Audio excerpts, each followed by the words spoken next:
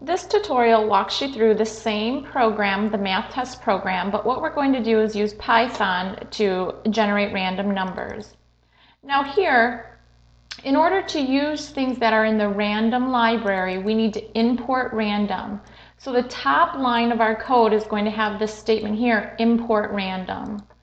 And then we start by defining main, we get our student name, so we ask, our normal statement of the student, and then we return that back to there. Now we have a module up here, or we can declare our variables here that will declare counter and then our numbers and things of that sort, all of our variables that are declared in our pseudocode. And then we start our loop. So while counter is less than 10, what we're going to do is then go down here and get our numbers. Now here in our get numbers module, this is how we code or how we get random numbers inside of Python. We want to say number 1 is equal to random.randint.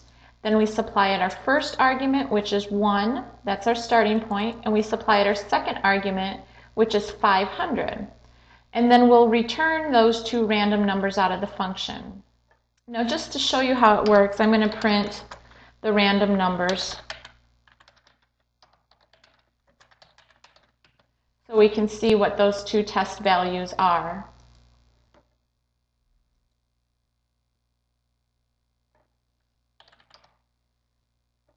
Oh, student name has no value. Made a syntax error there. All right. So here are all 20 of our random numbers. So what we'll do is the first calculation would be, this is random number 1 of 346 and then random number 2 of 9. And we're going to display those to ask the user to add them together. And then we go on to the next formula and the next formula and so on. Now, because these are random numbers, when we run it again, we're going to get a different set of random values. It displays any random number between 1 and 500. So the rest of your code you can code on your own. What you're going to do after you get the numbers is you're going to get answers. So you'll code a module or a function that will get their answer. Then you're going to check to see if it's correct following the pseudocode and increment counter.